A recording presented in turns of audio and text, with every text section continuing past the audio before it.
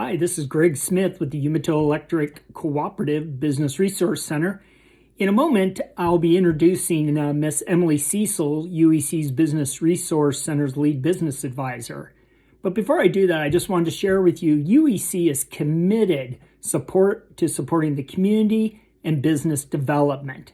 Today, she'll be interviewing our guest about the employment opportunities within their business.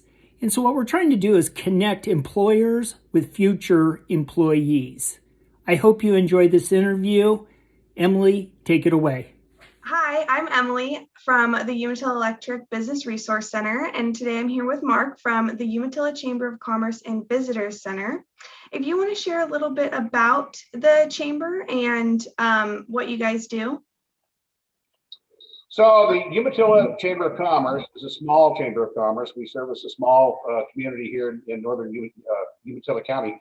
Our current membership is right around 55 members, but our business base that we hope to support is about 115 members. So we have a pretty good growth path ahead of us.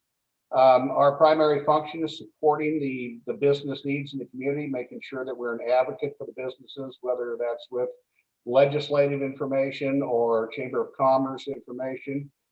This past year has been really challenging with the COVID, and our main focus has been supporting businesses through the COVID situation, supplying them with all the information we can gather on grants and loan opportunities and health and safety for their employees and their customers, and then providing them with PPE. We've gone through at least one truckload of PPE so far, and we're working on our second load now, supporting the businesses with that. So it takes a little bit of their burden away. That's awesome. And so you guys are very busy over there. We are busy. We stay pretty busy. Yeah. Yeah, that's good. So what position are you currently hiring for? Our executive director position. You want to tell me a little bit about that? What the duties they would have every day? Yeah, so we've only got the one employee here, and as again, it's a small base, so we don't have, I mean, we don't have a membership that drives enough that we could do more employees. We could really do another half head or a full head if we could. The business is booming. The duties are, pretty much staying on top of email communications with our members. Member maintenance is a big one with us. It's reaching out and supporting the members by phone, by in-person visits, finding out what are their needs, events they've got planning. How can we help support them in not only the COVID related stuff, but what are their challenges out there? We've been pretty lucky, and we've actually done 6 grand openings in the past year, which was unheard of in a COVID situation, but we were able to support those businesses with their growth plan. So that was wonderful.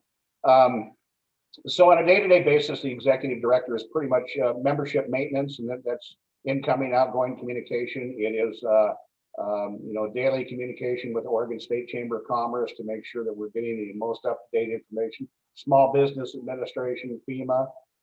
We get a lot of information through Oregon OSHA through a couple of different channels. So disseminating that information and making sure the members are on top of it. We're also partnered with the city of Umatilla in event planning for certain things. We do the major landing days, which of course has been canceled. All of the events have been canceled for the past year, but we've had a planning function in those events too, and so all of those planning efforts kind of keep going behind the scenes, and we're hoping that someday we're going to be able to open up again. So, yeah, that's awesome. Yeah. So what would you say a successful employee in this position, what kind of qualities would they possess? So we need to have an outgoing person who has the ability to reach the public and can speak across diverse crowds. We're looking for somebody preferably bilingual, because our region here, the demographics are about 40% Spanish or Hispanic and Latino, let's say. So we really need somebody, if possible, that is bilingual. We're looking for somebody that is outgoing, that that doesn't have a fear of the media. We do radio shows every month, and we do television appearances for our grand openings and things like that. Presentations to groups like city council and county commissioners and so on. So we need somebody that's comfortable in that speaker role. It's going to be the face of the chamber. We need somebody that's got the skills to guide and mentor our chamber members, our board members, to facilitate meetings and functions there. A strong computer base is important. We use QuickBooks for our budgeting software and invoicing software. Microsoft Office products are essential for us here. So I think a self-starter, somebody that is motivated to come in and look at the day-to-day tasks that are there and make improvements each and every day. Yeah. So once the person is hired, what would you say the onboarding process is like? So typically, I've done this now a couple of times, and my process is, through the indoctrination process, we basically bring them in and walk them through all of the business aspects. We have an employee handbook that is being redrafted to freshen it up, but it'll be ready by the time we get the new employee on board. So we have a 17-page employee handbook that we'll go through that talks about policies and procedures and guidelines for our employees. We have a mission statement that we will, make sure that we clearly understand and support. And then it's the matter of training. It's either I or Salud, if we're lucky enough to have her still available, will walk them through all of our communication tools, our day-to-day processes, how and when we communicate certain things. The QuickBooks is a must. We need to manage that on a daily, weekly basis. And so training on that, one-on-one training. And then I'm available. Luckily, I'm retired, so I'm available to be at the chamber office as much as I need to be to make sure the person is comfortable as they onboard. That's good. Definitely having that support system there to help during the training is awesome. So once the person's comfortable in the position, are there any development or advancement opportunities for them? Oh, absolutely. So we've been really lucky with Salud. She came in here she's like a sponge. She was just wanting to learn, wanting to grow. And so we started her off with Toastmasters, and she has thrived with Toastmasters. That's really been a good thing for her. Through the Oregon State Chamber of Commerce, there are some classes and some workshops that are available in grant writing, in public speaking, in tourism. Mm-hmm. And those are all key functions that are critical, that we help develop that skill set and make sure that we keep it fresh going forward. So there are those opportunities. I personally also feel that a strong project management background is a good benefit for us. So you may not think project management too much in a role like that, but when I think of somebody that's planning events and planning a budget, a strategic plan moving forward, I really think that those key skills that you develop in project management training is essential. So, we looked at the opportunities to send Salud to Blue Mountain Community College for some of those courses too.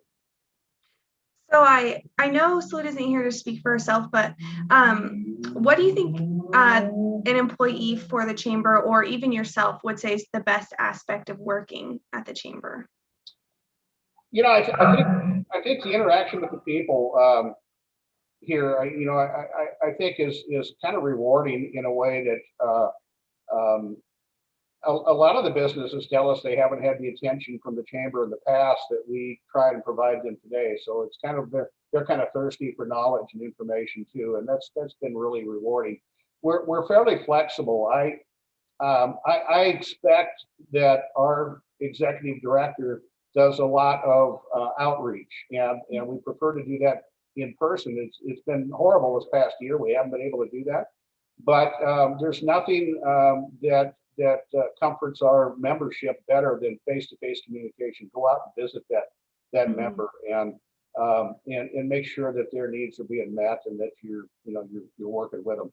So the flexibility and the scheduling and how the person does their time management is key, I think. And that's, I know that Salute has mentioned that several times. That's been a real factor for her, is having that flexibility in her schedule. Mm-hmm. Yeah, definitely. So how would an interested job seeker apply? And is there a deadline to apply? No, we're going to keep this open until filled. We have posted the job on Indeed, and it is available there, and we can send you the link to that specific posting. It is available there. Interested parties, we've already gotten one application delivered right here to us at the chamber. And we're going to work with that individual. We're asking for 3 letters of reference to accompany the resume and just a little bit of information. We are also going to do a background check on all candidates that wind up in the down select process, so that we make sure that we're taking care of that too. So. Perfect. Is there anything else you'd like to share? I just I wish, like I said, we're a small chamber. Our membership base isn't that great, so our revenue source isn't all that great. I wish that we could afford to one of our problems is benefits. We don't have the ability to pay much in the way of benefits other than paid time off at this time. Mm-hmm. And so, I wish we could do more, but unfortunately, it is the situation we're in with our low revenue. We hope to grow that over time, and it is what it is. Yeah. Well, I know the chamber is a vital part of your community, and it's really awesome to watch you guys grow. So I'm excited to see whoever gets to come in next and to see where the chamber grows from here. Yeah, and I think, one of the things we didn't really talk about, because I've been so focused on the chamber, if you have just a second more, we also operate the Visitor Center here. This is a legacy from Travel Oregon's Welcome Center. And when we parted ways a few years back, 2017, with Travel Oregon, they moved their Welcome Center to Boardman. We have maintained the Visitor Center here for Umatilla County, and it's the only one in Umatilla County. And we're right across the bridge where all the traffic coming down the interstate, we're the first building they see, and we're the first stop for many, many people every day.